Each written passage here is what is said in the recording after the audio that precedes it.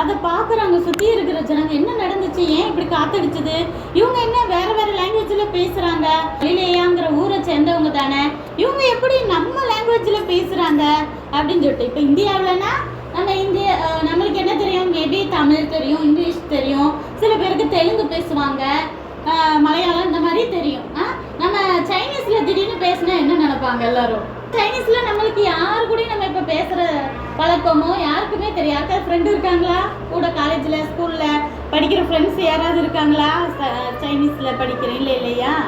அப்போ நம்மளுக்கு அந்த லாங்குவேஜ் தெரிய சான்ஸே இல்லை, அப்படி தானே? அப்போ சைனீஸில் இப்போ யாராவது, இப்போ நீங்கள் 2 பேரும் பேசுனீங்கன்னா நாங்கள் என்ன செய்வோம், திருத்துறோம்னு முடிப்போம், அப்படி தானே? அப்படி எல்லாரும் பார்க்குறாங்க, ஆச்சரியப்படுறாங்க, இவங்க எப்படி என்னோட லாங்குவேஜில் பேசுகிறாங்க அப்படி எல்லாரும் அதிசயமாக பார்க்குறாங்க.